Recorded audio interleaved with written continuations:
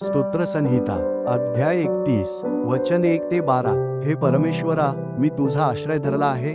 मला कधी लज्जित होऊ देऊ नकोस. तू आपल्या न्यायाने मला मुक्त कर. माझ्याकडे आपला कान लाव, मला सत्वर सोडव. तू माझा प्रबल दुर्ग हो, माझ्या बचावासाठी आश्रयस्थान हो.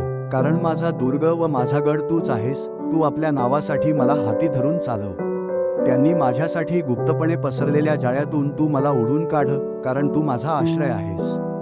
तुझ्या हाती मी आपला आत्मा सोपवतो. हे परमेश्वरा, सत्यस्वरूप देवा, तू माझा उद्धार केला आहेस.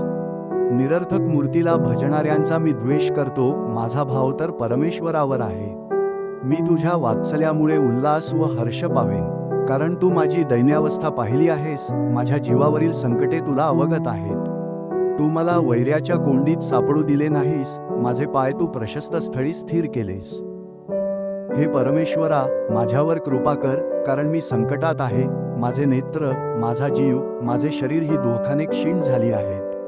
कारण माझे आयुष्य शोकात, माझी वर्षे उसासे टाकण्यात गेली आहेत. माझ्या दुष्टाईने माझी शक्ती क्षीण झाली आहे.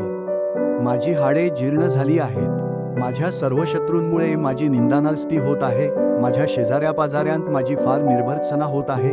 माझ्या ओळखीपाळखीच्या लोकांना माझे भय वाटत आहे. मला रस्त्यात पाहून लोक पळून जातात. स्मरणातून गेलेल्या मृतासारखा माझा विसर पडला आहे. फुटक्या भांड्यासारखा मी झालो आहे. आमेन.